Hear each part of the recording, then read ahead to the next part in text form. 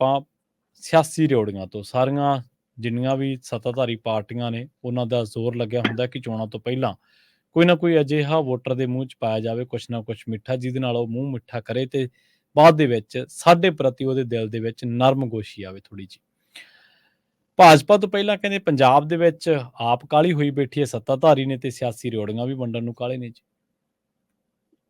ਪ੍ਰਵੀਨ ਜੀ, ਜਿਹੜਾ ਇਸ ਸਮੇਂ ਮਤਲਬ ਮਾਰਚ ਤੋਂ ਬਾਅਦ ਵਾਲਾ ਜਿਹੜਾ ਬਜਟ ਆਉਣਾ ਹੈ ਜਿਵੇਂ ਜੀ ਕਿ ਉਹਦੇ ਹਵਾਲੇ ਨਾਲ, ਕਿਉਂਕਿ ਉਹ ਬਜਟ ਅੰਤਰਮ ਬਜਟ ਹੋਣਾ ਕਿ ਸਰਕਾਰ ਦਾ ਪੂਰਾ ਕਾਰਜਕਾਲ ਤਾਂ ਨਹੀਂ ਹੈਗਾ ਕੇਂਦਰ ਸਰਕਾਰ ਦਾ, ਸੋ ਇਸ ਲਈ ਉਹ ਉਸ ਸਮੇਂ ਤੱਕ ਦਾ ਬਜਟ ਆਉਣਾ ਜਦੋਂ ਤੱਕ ਨਵੀਂ ਸਰਕਾਰ ਕਾਰਜਕਾਲ ਨਹੀਂ ਸੰਭਾਲਦੀ ਜੀ। ਪਰ ਉਹਦੇ ਵਿੱਚ ਕਹਿੰਦੇ ਕੁਝ ਤਿਆਰੀਆਂ ਅਜਿਹੀਆਂ ਨੇ ਕਿ ਜਿਹਦੇ ਨਾਲ ਸਿਆਸੀ ਲਾਹਾ ਲਿਆ ਜਾ ਸਕੇ, ਕੁਝ ਐਲਾਨ ਅਜਿਹੇ ਨੇ, ਕੁਝ ਸੰਕੇਤ ਅਜਿਹੇ ਨੇ ਜਿਹਦੇ ਨਾਲ ਭਾਜਪਾ ਲਾਹਾ ਲੈਣਾ ਚਾਹੁੰਦੀ ਹੈ। ਪਰ ਉਹ ਬਜਟ ਪੇਸ਼ ਹੋਣਾ 1 ਫਰਵਰੀ ਨੂੰ ਜੀ, 31 ਤੋਂ ਲੈ ਕੇ 31 ਜਨਵਰੀ ਤੋਂ ਲੈ ਕੇ 9 ਫਰਵਰੀ ਤੱਕ ਉਹ ਸੈਸ਼ਨ ਚੱਲਣਾ ਤੇ 1 ਫਰਵਰੀ ਨੂੰ ਬਜਟ ਪੇਸ਼ ਹੋਣਾ। ਤੇ ਉਹ ਬਜਟ ਤੋਂ ਪਹਿਲਾਂ ਪੰਜਾਬ ਦੀ ਸਰਕਾਰ ਆਪਣੀਆਂ ਸਿਆਸੀ ਰਿਓੜੀਆਂ ਵੰਡਣ ਲਈ ਤਿਆਰ ਹੈ। ਉਹਨੂੰ ਲੱਗਦਾ ਕਿ ਇਹ ਤੋਂ ਪਹਿਲਾਂ ਕਿ ਭਾਜਪਾ ਦੇਸ਼ ਭਰ ਚੋਂ ਰਿਓੜੀਆਂ ਵੰਡੇ ਤੇ ਉਹਦਾ, ਤੁਸੀਂ ਜਿਵੇਂ ਮਿਠਾਸ ਦੀ ਗੱਲ ਕੀਤੀ, ਉਹਦਾ ਸਵਾਦ ਪੰਜਾਬ ਵਾਲਿਆਂ ਨੂੰ ਵੀ ਆਵੇ, ਚਾਹੇ ਉਹ ਬਾਅਦ ਚੋਂ ਪਤਾ ਨਹੀਂ ਵਿੱਚੋਂ ਕੋੜੀਆਂ ਨਿਕਲਣ ਕੀ ਨਿਕਲਣ ਸਾਰਿਆਂ ਨੂੰ ਪਤਾ ਹੈ। ਪਰ ਇਸ ਲਈ ਕਹਿੰਦੇ ਕਿ ਪਰ ਉਹ ਤੋਂ ਪਹਿਲਾਂ ਅਸੀਂ ਆਪਣੀਆਂ ਰਿਓੜੀਆਂ ਵੰਡ ਦਈਏ। ਸੋ ਆਮ ਆਦਮੀ ਪਾਰਟੀ ਨੇ ਤਿਆਰੀ ਕੀਤੀ ਆ ਜੀ। ਵੈਸੇ ਤਾਂ ਇੱਕ ਸੰਕੇਤ ਇਹ ਵੀ ਮਿਲ ਰਿਹਾ ਕਿ 2024 ਦੀਆਂ ਚੋਣਾਂ ਤੋਂ ਪਹਿਲਾਂ ਆਮ ਆਦਮੀ ਪਾਰਟੀ ਕੁਝ ਬੀਬੀਆਂ ਨੂੰ 1000 ਰੁਪਇਆ ਦੇਣ ਦੀ ਤਜਵੀਜ਼ ਤੇ ਕੰਮ ਕਰ ਰਹੀ ਹੈ। ਠੀਕ ਹੈ। ਬਕਾਇਦਾ ਮਹਿਲਾ ਵਿਕਾਸ ਵਿਭਾਗ ਨੇ ਆਪਣੀ ਫਾਈਲ ਤਿਆਰ ਕਰਕੇ ਵਿੱਤ ਮੰਤਰਾਲੇ ਨੂੰ ਭੇਜ ਦਿੱਤੀ ਸੀ। ਵਿੱਤ ਮੰਤਰਾਲੇ ਦੀ ਉਹਦੇ ਪਰ ਲਗਭਗ ਕਾਰਵਾਈ ਪੂਰੀ ਹੋ ਗਈ ਆ ਤੇ CMO ਹਾਊਸ ਤੱਕ ਜਾਂ ਪਹੁੰਚ ਜਾਣੀ ਆ ਫਾਈਲ, ਜਾਂ ਅੱਜ ਕੱਲ੍ਹ ਚ ਪਹੁੰਚ ਗਈ ਆ। ਸੋ ਇਸ ਲਈ ਉਹਦੇ ਉੱਤੇ ਕਾਰਵਾਈ ਜੇਕਰ ਹੁੰਦੀ ਆ ਤਾਂ ਉਹ ਵੀ ਇੱਕ ਆਸ ਹੈਗੀ ਆ ਕਿ ਕੁਝ ਬੀਬੀਆਂ ਨੂੰ, ਖਾਸ ਕਰਕੇ ਵਿਧਵਾਵਾਂ ਲਈ ਜਾਂ ਸਿੰਗਲ ਲੇਡੀ ਲਈ, ਉਸ ਆਰਥਿਕ ਤੌਰ ਤੇ ਕਮਜ਼ੋਰ ਬੀਬੀਆਂ ਦੇ ਲਈ ਪਹਿਲੇ ਪੜਾਅ ਦੇ ਵਿੱਚ 1000 ਰੁਪਏ ਵਾਲੀ ਕਿਸ਼ਤ ਸਰਕਾਰ 2024 ਦੀਆਂ ਲੋਕ ਸਭਾ ਚੋਣਾਂ ਤੋਂ ਪਹਿਲਾਂ ਕਰ ਸਕਦੀ ਹੈ ਜੀ। ਪਰ ਇਹ ਤਾਂ ਹੈ ਜੋ ਕਰ ਸਕਦੀ ਹੈ, ਜਿਹਦੀ ਸੰਭਾਵਨਾ ਹੈ, ਜਿਹਦੇ ਪਰ ਕੰਮ ਚੱਲ ਰਿਹਾ। ਪਰ ਇੱਕ ਰਿਓੜੀਆਂ ਉਹ ਹੈ ਜਿਹੜੀਆਂ ਇਹਨਾਂ ਨੇ ਮਤਲਬ ਕਿ ਤੈਅ ਕਰਨੀਆਂ ਕਿ ਆਪਾਂ ਵੰਡਣੀਆਂ। ਉਹ ਜਿਵੇਂ ਹੁੰਦਾ ਨਾ ਕਿ ਗੁੜ ਵਾਲੀਆਂ ਰਿਓੜੀਆਂ, ਆ ਚੀਨੀ ਵਾਲੀਆਂ ਰਿਓੜੀਆਂ। ਸੋ ਇਸ ਲਈ ਇੱਕ ਪੈਕਟ ਤਾਂ ਇਹਨਾਂ ਨੇ ਤਿਆਰ ਕਰ ਲਿਆ ਜਿਹੜਾ 26 ਜਨਵਰੀ ਨੂੰ ਵੰਡ ਦੇਣਾ। ਤਾਂ ਹੀ ਮੈਂ ਕਹਿ ਰਿਹਾ ਕਿ ਕੇਂਦਰ ਦਾ ਭਾਜਪਾ ਦਾ ਬਜਟ ਆਉਣਾ 1 ਤਰੀਕ ਨੂੰ, 1 ਫਰਵਰੀ ਨੂੰ, ਤੇ ਭਾਜਪਾ ਤੋਂ ਪਹਿਲਾਂ ਆਮ ਆਦਮੀ ਪਾਰਟੀ ਪੰਜਾਬ 'ਚ ਆਪਣੀਆਂ ਸਿਆਸੀ ਰਿਓੜੀਆਂ ਵੰਡਣ ਦੀ ਤਿਆਰੀ 'ਚ ਹੈ। ਔਰ ਉਹ ਦਿਨ ਹੈਗਾ ਜੀ 26 ਜਨਵਰੀ। ਠੀਕ ਹੈ ਜੀ। 26 ਜਨਵਰੀ ਨੂੰ ਮੁੱਖ ਮੰਤਰੀ ਭਗਵੰਤ ਮਾਨ ਨੇ ਐਲਾਨ ਕਰਨ ਦੀ ਤਿਆਰੀ 'ਚ ਨੇ ਕਿ ਭਾਈ ਪੰਜਾਬ ਦੇ ਸਾਰੀ ਸਰਕਾਰੀ ਹਸਪਤਾਲਾਂ ਦੇ ਵਿੱਚ ਅਲਟਰਾਸਾਊਂਡ ਤੇ ਹੁਣ ਜਿਹੜੇ ਉਹ ਦੂਸਰੇ ਆਪਣੇ ਹੁੰਦੇ ਨੇ, ਕੀ ਕਹਿੰਦੇ ਉਹਨਾਂ ਨੂੰ ਆਪਾਂ, ਐਕਸਰੇ, ਅਲਟਰਾਸਾਊਂਡ ਤੇ ਐਕਸਰੇ 26 ਜਨਵਰੀ ਤੋਂ ਪੰਜਾਬ ਦੇ ਵਿੱਚ ਮੁਫਤ ਹੋ ਸਕਦੇ ਨੇ। ਸੋ ਇਸ ਨੂੰ ਲੈ ਕੇ ਤਜਵੀਜ਼ ਤਿਆਰ ਹੋ ਗਈ ਹੈ। ਸੰਬੰਧਿਤ ਵਿਭਾਗ ਤੋਂ ਜਾਣਕਾਰੀ ਇਕੱਤਰ ਕਰਕੇ ਪੰਜਾਬ ਸਰਕਾਰ ਨੇ ਫੈਸਲਾ ਕਰ ਲਿਆ ਕਿ ਪੰਜਾਬ ਸਰਕਾਰ ਦੇ ਜਿੰਨੇ ਵੀ ਸਰਕਾਰੀ ਹਸਪਤਾਲ ਨੇ ਉਹਨਾਂ ਸਾਰਿਆਂ 'ਚ ਐਕਸਰੇ ਵੀ ਔਰ ਅਲਟਰਾਸਾਊਂਡ ਵੀ ਹੁਣ ਬਿਲਕੁਲ ਮੁਫਤ ਹੋਇਆ ਕਰਨਗੇ। ਵੈਸੇ ਪ੍ਰਵੀਨ ਜੀ, ਮੈਂ ਦਰਸ਼ਕਾਂ ਦੀ ਜਾਣਕਾਰੀ ਲਈ ਦੱਸ ਦੇਵਾਂ ਕਿ ਪੰਜਾਬ 'ਚ ਅਲਟਰਾਸਾਊਂਡ ਗਰਭਵਤੀ ਮਹਿਲਾਵਾਂ ਲਈ ਪਹਿਲਾਂ ਹੀ ਮੁਫਤ ਹੈ। ਪਰ ਹੁਣ ਹਰ ਤਰ੍ਹਾਂ ਦੇ ਮਰੀਜ਼ ਦੇ ਲਈ ਜਿਹੜਾ ਸਰਕਾਰੀ ਹਸਪਤਾਲ ਆਊਗਾ ਉਹਦੇ ਲਈ ਮੁਫਤ ਹੋਊਗੀ। ਵੈਸੇ ਆਮ ਤੌਰ ਤੇ ਡਾਕਟਰ ਜਦੋਂ ਲਿਖ ਦਿੰਦੇ ਨੇ ਕਿ ਆ ਅਲਟਰਾਸਾਊਂਡ ਕਰਾ ਲਓ, ਆ ਐਕਸਰੇ ਕਰਾ ਲਓ, ਹੈ ਨਾ, ਤਾਂ ਉਹ ਜੇਕਰ ਸਰਕਾਰੀ ਹਸਪਤਾਲ ਤੋਂ ਕਰਾ ਵੀ ਲਿਆਉਂਦੇ ਨੇ ਤਾਂ ਕਈ ਥਾਵਾਂ ਤੇ ਫਿਰ ਕਹਿ ਜਾਂਦਾ ਕਿ ਇਹ ਬੀਬੀ ਮਸ਼ੀਨ ਪੁਰਾਣੀ ਸੀ, ਇਹ ਤਾਂ ਤੂੰ ਬਾਹਰੋਂ ਫਲਾਣੀ ਥਾਂ ਤੋਂ ਕਰਾ ਲਾ। ਮੂੰਹ ਜ਼ਬਾਨੀ ਕਈ ਵਾਰ ਦੱਸ ਦਿੰਦੇ ਨੇ ਕਿ ਉੱਥੋਂ ਕਰਾ ਲਾ। ਇਹ ਸੈਟਿੰਗਾਂ ਵੀ ਚੱਲਦੀਆਂ ਨੇ। ਤੇ ਜਿਹੜਾ ਅਲਟਰਾਸਾਊਂਡ ਜਾਂ ਮਤਲਬ ਕਿ ਜਿਵੇਂ ਅਲਟਰਾਸਾਊਂਡ ਹੈ ਉਹ ਸਰਕਾਰੀ ਤੌਰ ਤੇ ਜੇਕਰ ਮੰਨ ਲਓ ਗਰਭਵਤੀ ਤੋਂ ਬਿਨਾਂ ਕਿਸੇ ਨੇ ਕਰਾਉਣਾ ਤਾਂ ਉਹ 200 ਜਾਂ 250 ਰੁਪਏ ਫੀਸ ਹੈ।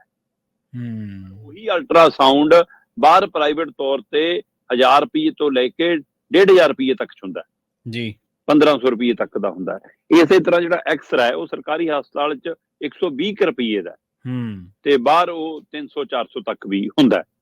ਸੋ ਇਸ ਲਈ ਪ੍ਰਾਈਵੇਟ ਕਾਰੋਬਾਰ ਦੇ ਉੱਤੇ ਇੱਕ ਤਰ੍ਹਾਂ ਨਾਲ ਇਹ ਪੂਰੀ ਤਰ੍ਹਾਂ ਨਕੇਲ ਪੈਣ ਦਾ ਇੱਕ ਰਾਸਤਾ ਖੁੱਲਦਾ, ਬਸ਼ਰਤੇ ਸਰਕਾਰੀ ਡਾਕਟਰ ਆਪਣੇ ਕੰਮ ਦੇ ਉੱਤੇ ਭਰੋਸਾ ਰੱਖਣ, ਆਪਣੀਆਂ ਮਸ਼ੀਨਾਂ ਤੇ ਭਰੋਸਾ ਰੱਖਣ, ਬਸ਼ਰਤੇ ਉਹ ਕੰਮ ਵੀ ਕਰਦੀਆਂ ਰਹਿਣ। ਨਹੀਂ ਤਾਂ ਇਹ ਵੀ ਹੁੰਦਾ ਕਿ ਬੀਬੀ ਸਾਡੇ ਵਾਲੀ ਤਾਂ ਮਸ਼ੀਨ ਖਰਾਬ ਪਈ ਆ ਜੀ, ਜਾਂ ਅੱਜ ਉਹਨੂੰ ਚਲਾਉਣ ਵਾਲਾ ਛੁੱਟੀ ਤੇ ਆਪਰੇਟਰ ਹੈ ਨਾ, ਅੱਜ ਨਹੀਂ ਹੋਣੇ ਐਕਸਰੇ ਤਾਂ ਭਾਈ 12 ਵਜੇ ਤੱਕ ਹੁੰਦੇ ਨੇ, ਹੁਣ ਨਹੀਂ ਹੋਣੇ, ਬਾਹਰ ਕਰਾ ਲਿਓ।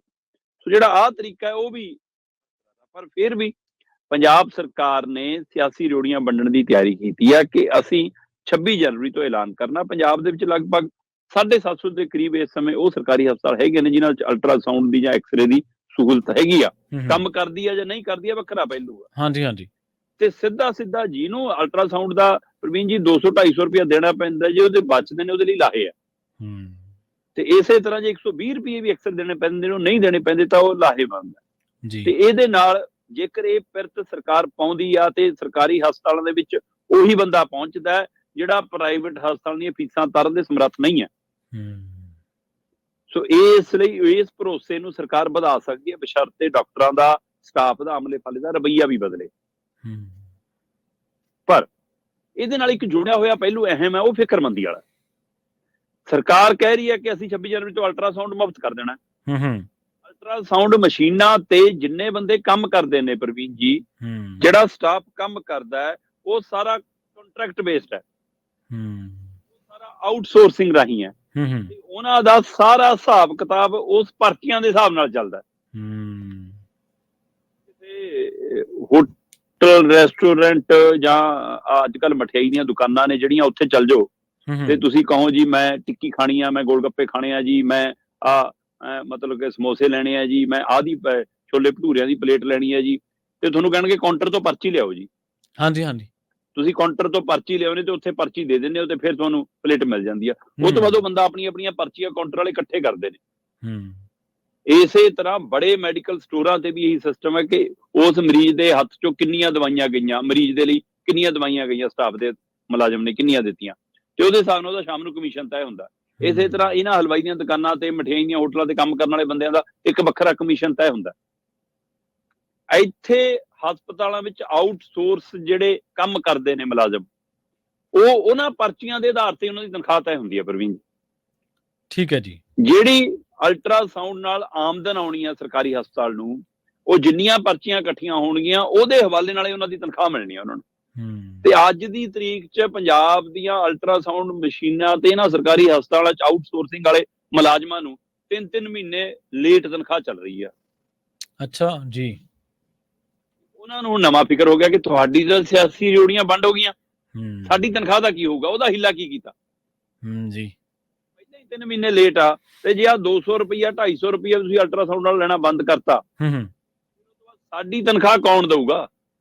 ਸਾਰੇ ਵਿਭਾਗਾਂ ਨੇ ਹੱਥ ਝਾੜਨੇ ਸ਼ੁਰੂ ਕਰ ਦੇਣੇ ਕਿ ਸਾਡੇ ਨਾਲ ਤੁਹਾਡਾ ਸੰਬੰਧ ਨਹੀਂ ਜੀ, ਤੁਹਾਡੀ ਤਾਂ ਇਸ ਪੈਸੇ ਤੋਂ ਆਮਦਨ ਆਉਂਦੀ ਸੀ, ਇਸ ਤਰ੍ਹਾਂ ਜਾਂਦੀ ਸੀ, ਜਦੋਂ ਆ ਹੀ ਨਹੀਂ ਸੀ ਤਾਂ ਅਸੀਂ ਦਈਏ ਕਿੱਥੋਂ? ਇਹ ਮੁੱਦਾ ਨਵਾਂ ਖੜਾ ਹੋ ਜਾਣਾ। ਸੋ ਇਹਦਾ ਹੱਲ ਕੀ 26 ਜਨਵਰੀ ਵਾਲੀ ਉਸ ਤਜਵੀਜ਼ ਦੇ ਵਿੱਚ ਮੁੱਖ ਮੰਤਰੀ ਸਾਹਿਬ ਕਰਨਗੇ ਕਿ ਉਹਨਾਂ ਦੇ ਧਿਆਨ 'ਚ ਇਹ ਗੱਲ ਆ ਗਈ ਹੈ, ਤੇ ਪਰ ਐਸੋਸੀਏਸ਼ਨ ਨੂੰ ਫਿਕਰ ਪੈ ਗਿਆ, ਉਹਨਾਂ ਨੇ ਆਪਣਾ ਇਤਰਾਜ਼ ਹੁਣੇ ਪ੍ਰਗਟਾਉਣਾ ਸ਼ੁਰੂ ਕਰ ਦਿੱਤਾ ਜੀ। ਇਸ ਜਿਹੜੀ ਇਹ ਵਾਲੀ EMPLOYEES ਨੇ, ਉਹਨਾਂ ਦੀ ਐਸੋਸੀਏਸ਼ਨ ਹੈ, ਵੈਲਫੇਅਰ ਐਸੋਸੀਏਸ਼ਨ ਹੈ, ਉਹਦੇ ਚੇਅਰਮੈਨ ਨੇ ਰਾਕੇਸ਼ ਜੀ।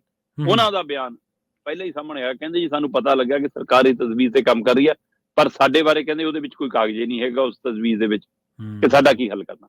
ਸੋ ਇਸ ਲਈ ਸਰਕਾਰ ਨੇ ਆਪਣੀਆਂ ਭਾਜਪਾ ਤੋਂ ਪਹਿਲਾਂ ਸਿਆਸੀ ਰਿਓੜੀਆਂ ਵੰਡਣ ਦੀ ਤਿਆਰੀ ਤਾਂ ਕਰ ਲਈ ਆ, ਔਰ ਉਹਦੇ ਨਾਲ ਇਸ ਨੂੰ ਗਰੀਬ ਤਬਕੇ ਦੇ ਕੁਝ ਵੋਟ ਬੈਂਕ ਦਾ ਫਾਇਦਾ ਵੀ ਹੋ ਸਕਦਾ।